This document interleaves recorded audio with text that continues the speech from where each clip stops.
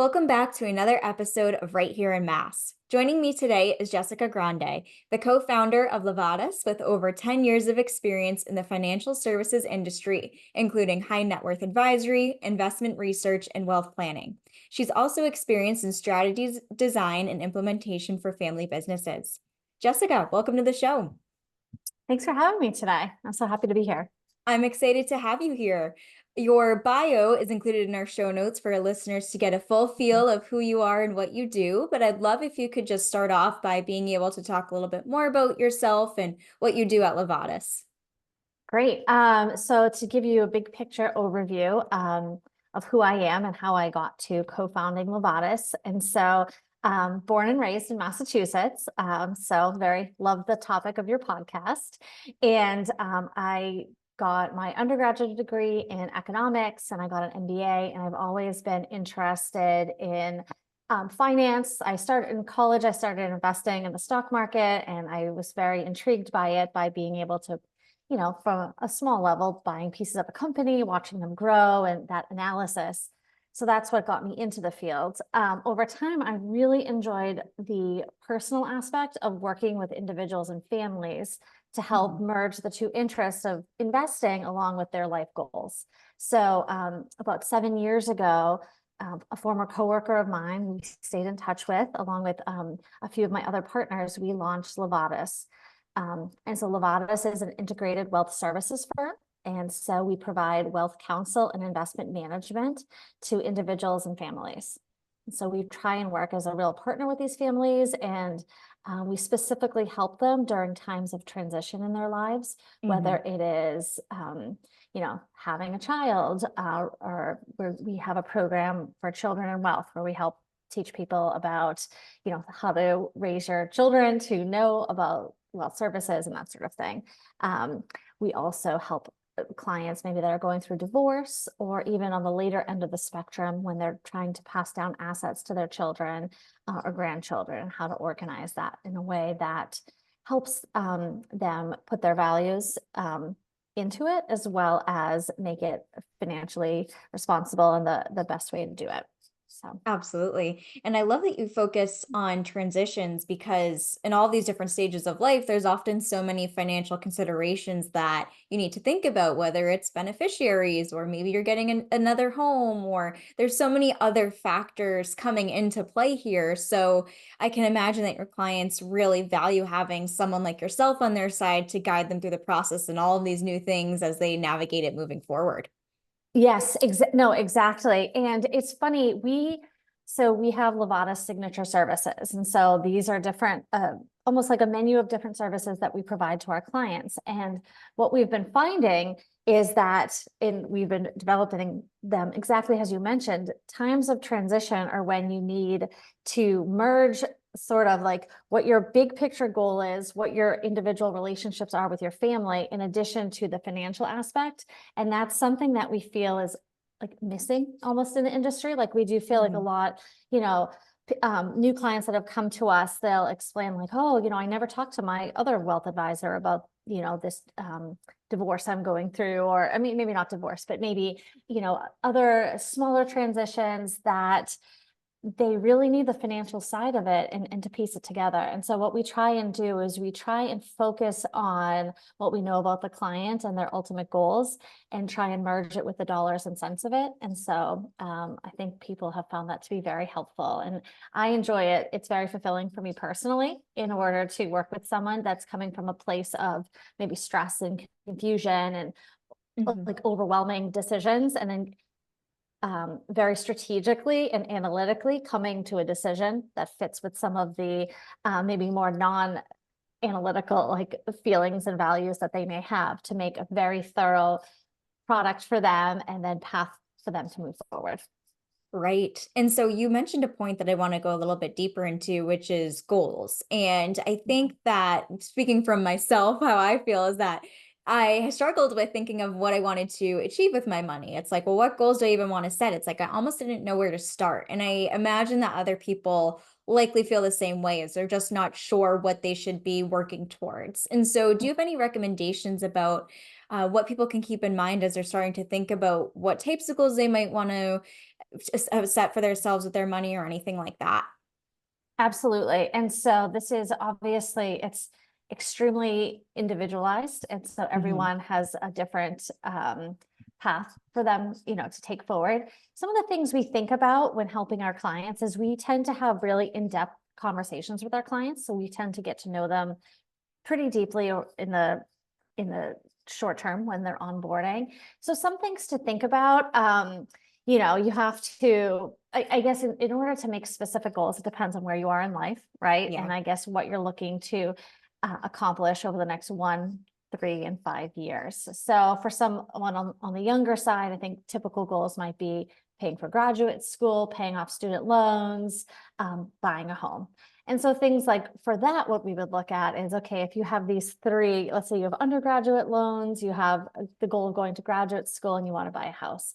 So then we start digging into the numbers of it. And we typically always start with the budget, what your income is and what your expenses are. And people tend to dislike that. I love digging into the budget. I think it really is a great way for people to have a sense of control over their financial destiny. And so sometimes because people don't like looking at it, they put it out of their mind, and then they just get stressed every time they run their credit or debit card, but maybe they don't need to if they actually Mhm. kind of narrowed it down. And so when we typically look at a client budget, we put the items into categories like your core living expenses and your enjoying life expenses, because both of those are very important to the equation.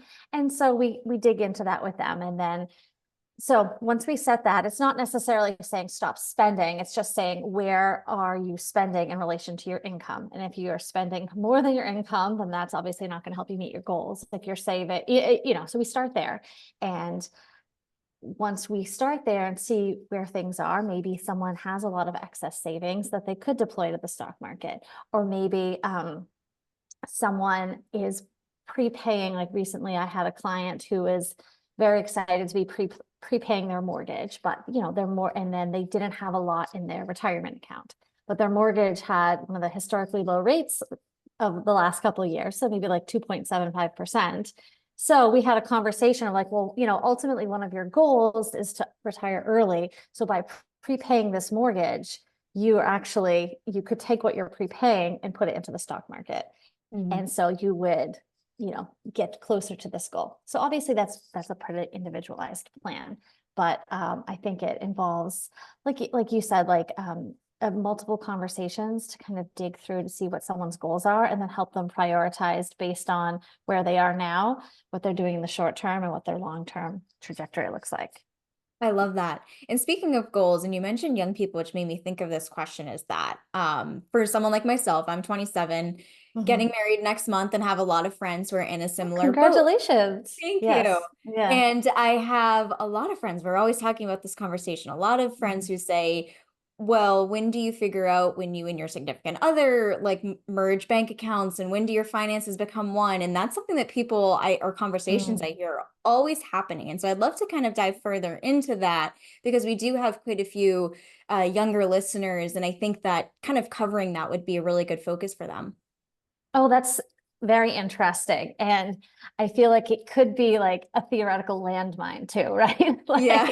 But obviously you have to talk to your partner, your significant other, and hopefully by the time you're about to get married, you already might have some sort of understanding of expenses or how people live. I have seen successful couples organize their personal finances in multiple ways. Like I've seen some of our clients, everything is separate. They have Mhm. separate checking account, separate savings account, and then they have a home checking account. And then let's say the other partner has the same.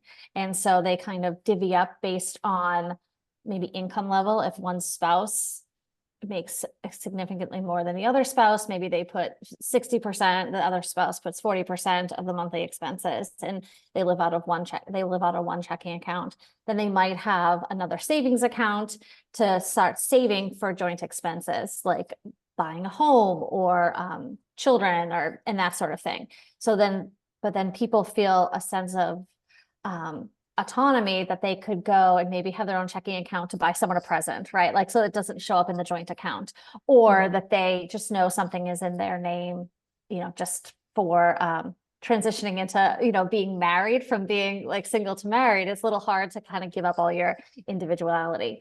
That being said, I've also seen other couples tend to get a little closer to merging when they buy a home together or they move in together. And Mhm. so I think what a lot of our clients do who are maybe right outside of the just getting married, eventually a big thing when you get married or like soon after, especially when you have kids, is starting estate planning. And so Yes. sometimes if people during that process create a trust, like a family trust, then they'll start putting the funds into a family trust. And so that's kind of like the next step. But I would suggest for those, your friends or you and your friends, as you're starting out with your significant other, to start having the budget conversations a little bit earlier. And Mhm. that will give you really good insight as to whether you should fully merge or whether you should take a more gradual approach. What I've done in my own relationship is that it was a real gradual approach. Now we sort of have, like one checking account and then our savings accounts, and we fully merged. But it took a long time as I started, closing out and aggregating accounts. So I think, long story short, you should probably start with the budget and go from there. Lots of good things to think about. And you brought up a good point about thinking about that sooner rather than later and just having those transparent and honest conversations to see where people are. Yeah, I think, I mean, as you probably know, like money is one of the biggest reasons people get divorced. And so Mhm. I think waiting until after the wedding to have these big conversations is a little challenging. So I think, sort of going through, monthly expenses and it not being a surprise what someone likes to spend every month on, I don't know, getting your nails done or golf or whatever it is. At least you're aware of that going into it and how that person or how you as a team expect to pay for it. So, Absolutely. I love that. And now yeah, switching gears into the business owner side. So, sure. one thing that business owners are really thinking about is not kind of working because they have to, but working because they want to. So, being able to kind of have that full control of when they retire because they've set things up in place in order to make that possible. Mhm. And so, what would you recommend for business owners who might be listening here who are thinking about how they can optimize their money and ensure that they are all set and have a really solid plan? Sure. Yeah, no, I know, as a small business owner, your business can be your passion, but it's also a Mhm. huge responsibility. And also a lot of people, their net worth is really wrapped up in the illiquid asset that is their business. So that can be a challenge as well. So some things, as you mentioned, getting close to retirement is having a very clear and strategic exit plan. So like you said, a transition. So I have this business. I've run it successfully for 20 years. It's part of my identity now. What do I do? You might think, or I might think, of course, I want my children to take it over. But if you've never had that conversation or they've never had that training, you could be really disappointed when they say, I have no interest. I don't want anything to do with it. So, or you, so I think starting early, like 5, 10 years, whatever, whenever your retirement is, if there's not like a clear exit plan, you need to start thinking of that. Other assets or other ideas to think about is a lot of business owners sometimes I think neglect themselves because they're so their own personal finance because they're so invested in their business, like their business accounts, Mhm. that how their business is running. So I do think having a financial advisor who is slightly, arm's length from their business could help someone to come up with ideas of setting up separate accounts in your own personal name so that it's not wrapped up only in the business. Yeah, And actually, absolutely. lastly, as you had mentioned retirement, trying to optimize tax sheltered accounts would be helpful, like making sure, especially if it's a smaller business that might have a few employees, that you take advantage of setting up, whether it's a simple IRA or some sort of 401k, and to not neglect that because it is important to start setting aside funds tax-free to then grow and support your retirement. Because I do know a lot of business owners tend to think, oh, well, why would I do that? I'm just going to sell my business. And then when my business is sold, that's my retirement. But I think that's great, but I think you need to plan along the way as well and take advantage of any tax-free opportunities you might have, or tax advantaged opportunities. Definitely. And why not do both? Why not sell the business and have a Yeah, 401k? no, exactly, exactly. Yeah, And so I think like things that you can be doing each year, each month, it really, adds up over time. And I think sometimes the more administrative side of the business sometimes can get pushed to the side when there's more exciting things like business growth or like content creation or meeting new people and closing deals, as opposed to kind of the more administrative side of running the business. And also like when you're in the thick of it, days, weeks, and months tend to fly by, and then all of a sudden it's a couple of years later and then you didn't set it up, even though it's been on your to-do list, and it always gets pushed down. So definitely. I love those suggestions. And when someone is thinking about working with a financial advisor, what are some qualities or mhm. skills or anything like that that they should look out for to know if it's the right fit?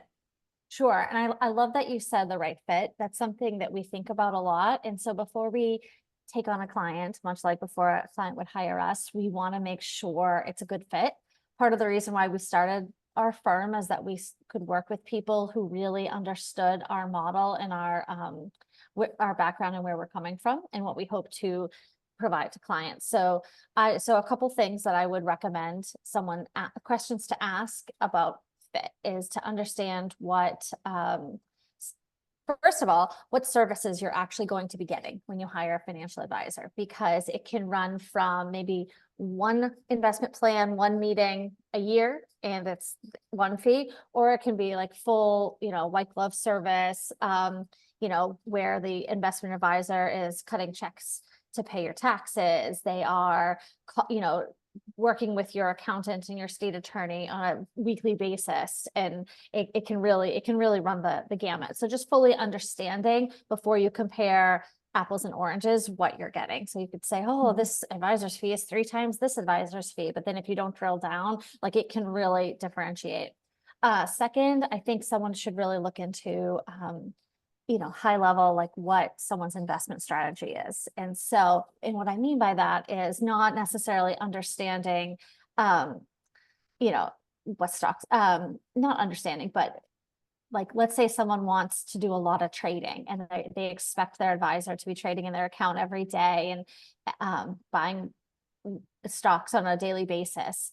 Other advisors, what we typically do is we tend to buy for the long term. So we have a more buy and hold strategy. For some people, that's great. Other people want a little more action in their portfolio. So someone who wants that type of investment strategy wouldn't be happy with a buy and hold. Someone who has a very low risk tolerance and doesn't like seeing changes in the portfolio, doesn't like seeing email confirmations come in because it makes them think they need to dig into it a little bit, might not like a portfolio that there's a lot of trades going on, and that could severely impact whether or not you're happy with your advisor, if that makes sense. And then, like you said, just sort of fit, like is your financial advisor should be someone that you like speaking to and like calling, and should make you feel like you are capable and you're in control and you can handle your accounts. So sometimes I found within the industry, there might not be the fit, that type of fit, where people think, oh, I don't want to bother them, I don't want to call them, I think this is a dumb question. When in fact, like if you're hiring I don't want my advisor to think I'm dumb for not knowing this, but you should call your advisor and be able to ask them any question without fearing like judgment or like they might think poorly of you. And so I think those are 3 good things to look into when you're hiring an advisor. Those are great considerations. And you brought up a good point earlier on in this episode as well, is that like you should be hearing from your advisor overall. You gave an example of someone who just never heard from their advisor during times that were really important to kind of get that expertise. So I love the Yeah. suggestions and tips you shared there about what people can kind of keep in mind. Yes, exactly. And I'd love to talk more about your entrepreneurial journey too. Knowing that you're the co-founder at LEVATUS and have built this company, I'm always so curious talking to people who work with a few co-founders and just kind of hear how that came about and how that works for them. So I'd love to hear how you manage running a business with a few other people and how that kind of came about. Sure. As I had mentioned, the CEO or the chief investment officer of our company now, she and I worked together a number of years ago at a different firm within our industry.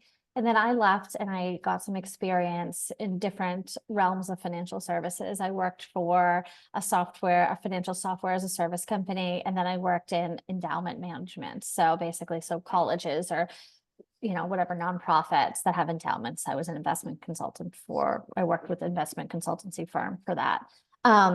She had stayed with another wealth manager for a number of years. And I think at some point she wanted to, just do her own thing. And then so she and I had always been very friendly and always talked about entrepreneurship together. And so she reached out one day and was like, all right, I really think I want to do this. Do you want to do this with me? I'm like, I would love to, because she's, this partner of mine, she's always super, super smart, super knowledgeable, very, we think very similarly as it relates to client interactions, which is the heart of what we do and how a client should be treated and how we should run a business, and sort of like we have the same values and principles. And I think that's a pretty important thing. Like if you're entering into this a partnership type relationship, it's almost like a marriage, like what you were saying earlier. If you're not on the same page with certain things, then it could be sort of hard. Where she and I had worked together for, let's say, 6 years or 7 years beforehand, pretty closely. So then she had two other now partners that she had worked with in various other aspects of her life. And then so she kind of brought us all together and we all clicked. Yeah, and that's so nice that you have a group of you to rely on. I imagine having such complementary skills and strengths that you're able to really be able to continue to grow the practice. Yes, no, exactly. Definitely about different strengths. Yeah, it's funny. And so she and I used to always joke about various entrepreneurs, like back a million years ago. And so one of the funny things we used to joke about was starting like a hot dog food truck back when food trucks were really. But the funny thing is, it's like she doesn't really eat meat, and neither do I. But like we just, I don't know why we came up with that, but we would call it like chow dogs was the name of our theater, which it never came to be. It was just always this hypothetical kind of joke we came up with. And so she knew from the get that I was always into kind of entrepreneurial type things. So I love that. And what yeah. are some things that you'd say you've learned along the way through your entrepreneurial journey, or roadblocks that you've kind of had to come through? Sure. Such a great question. I can think of so many sort of highs and lows, as you know, through the entrepreneurial journey. You know, I think one of the biggest things is trying to stay true to your mission and sort of have a good understanding of who you are and what you're trying to provide. When we were first starting to grow, we had a few potential clients come our way, and they wanted a service and a product that we were probably like 60% of what they wanted, but that other 40 was just not our wheelhouse and something. And although we might be able to do it, it wasn't our area of expertise, and it wasn't something that we liked doing. So Mhm. we were, it was one of those, it's a hard decision to not take on a potential client, especially in the first month or so. You're running this business. But we think back on that, and like, you're so glad we didn't take them, because that, although it would have been a nice client and nice to add to revenue for the first year, it just would have really taken a lot of time away from other sort of marketing and client efforts. So I think number one is, although it's kind of scary, but don't be afraid to sort of not take on clients or business that you think aren't fully aligned with what you're willing to offer. I think this is true, especially in a service type business. It's different, obviously, selling products, but as you probably know from your business, if someone's looking to hire you to do something that you don't necessarily do, it's not going to have positive outcomes, and it's going to be very stressful for you. So Yes. Oh, I love that advice. And that's something that yeah. I feel like I've tried to stick true to as well, is like whether it's getting that gut feeling where you're like, I don't know, something seems off about this project. I'm not sure if I want to move Yes. forward or anything else. I think it's so important to Yeah, follow what feels right to you. and it's really hard. It's easier said than done, for sure, Yes. because when you start any entrepreneurial venture or you enter into a new relationship with anybody, you always have this feeling of like, I hope this is the right decision. But, I think listening to your gut a little bit and really trying to figure out like, can we deliver to this client 100%? And if we can, okay, great. Do we want to? And Mhm. so, getting yes on both sides, I think is the key. Absolutely. Yeah, that's great advice. And it kind of makes me think of how, like, when you say, I forget the exact quote, but it's something along the lines of when you say no to one thing, it means that you're able to say yes to another thing. And so, even though Yes. you're turning down an opportunity, like, you're just providing the space and the ability to be able to accept an even better client or an even better project in the future. Yes, no, we 100% agree. I 100% agree on that. It's hard when you at the time to accept that, but I think it's the best decision overall. Yeah, Absolutely. we've had a few of those over the course of the last few years, and it just makes me believe even stronger when we take on a client that's a great fit and we can provide such a great service for them. Yeah. Definitely. And for anyone who's listening who's looking to get into the financial services industry, what advice would you have for them? Yeah, I think financial services is a huge industry. It's multifaceted. So I think trying to research a little bit about the roles that are available would be really helpful, and trying to match those roles with your skill sets and what you like doing.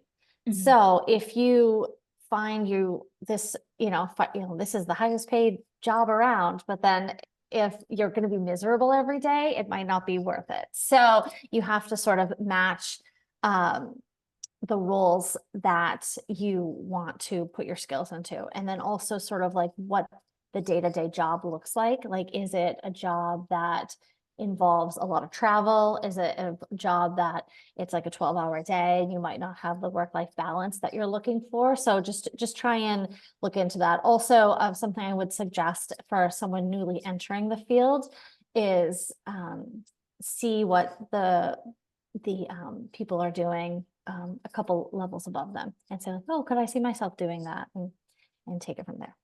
Those are great things to think about. And Yes. as people are thinking about, you mentioned like a good point about work-life balance. I mean, that's one thing I'm always curious about is how other people within client services specifically kind of structure that. 'Cause I know me personally, I Mhm. feel like many other people feel the same way. Like it's almost really hard to turn off those thoughts because you work so closely with people. And even outside of working hours, like your mind is just always going. So for you personally, how do you set that boundary with yourself and ensure that you're able to kind of focus on work during work hours, and then in non-work hours, how you're able to focus on yourself and your family?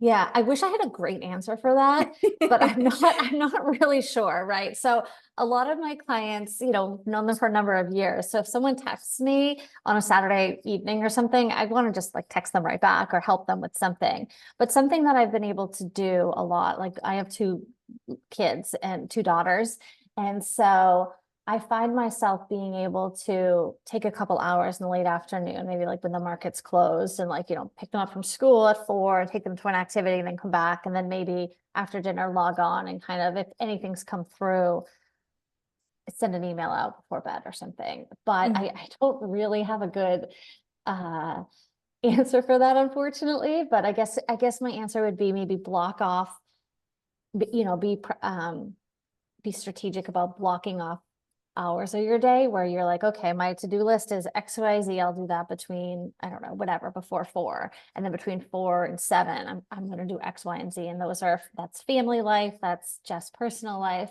And then anything that's come through, I can see. And if nothing's come through that's urgent, then forget about it till tomorrow, or I'll just log on and just finish it off. So that way I can start my day on a clean slate.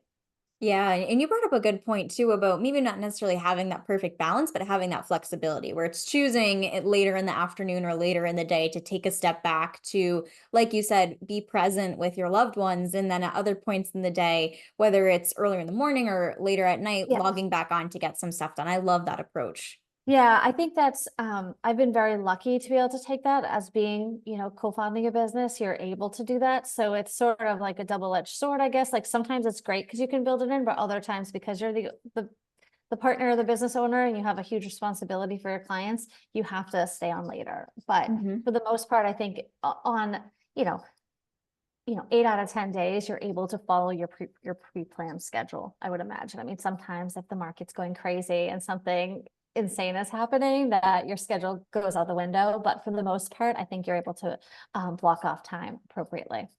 Absolutely. Jessica, as we get closer to the end of this episode, one of my favorite questions to ask our guests is what their favorite local businesses are to support. So for you, what would those businesses be? That is such a fun question. So our office is on Newbury Street. So I love going to the Thinking Cup. It's like a coffee and sandwich shop. So when I'm on Newbury Street, Thinking Cup is my favorite. And then I live in West Roxbury. And so my favorite business is Delaney. It's a gelato store, and they just Ooh. have the most delicious gelato I've ever had. And we love it. And I have to tell my daughters after school, like, no more deleting this week. And the owner, she's so nice. Her name is Victoria. And she even says, like, when we show up too many times, she goes, I think you've had enough this week. I'm like, I think so too. Oh, that's funny. Yeah. She goes, that's too much. I'm like, I know. But anyway, yeah, those are the two businesses I really like. So I love yeah. that. Actually, Jessica, one more business I do like yeah, in West Roxbury. It's called Recreo. It's another coffee shop, but it's owned by a husband and wife. They're from Nicaragua, and they have a family farm in Nicaragua. And then all the beans for the coffee they roast come from the family farm, and they roast it and sell it from West Roxbury. And so nice. what they do is they offer a lot of educational opportunities for the people who live on the farm and their children. And it's just a really, really, and the coffee's great. I mean, obviously, but I just love the story and the mission, and they're very nice. So Yeah, that's awesome. Jessica, thank you so much for taking the time to come on the podcast today and share all about yourself and LEVATUS. I would love to give you the opportunity to share with our listeners where they can find you online in case they'd like to connect further. great. Our website is levatuswealth.com. So that's LEVATUS wealth.com. Or, you can always send me an email. My email address is jgrande@levatuswealth.com. Perfect. And I will link to those in the show notes. That way our listeners can click through and connect with you from there. But thank you so much again for coming on today's show. Thank you. All right. Have a great day.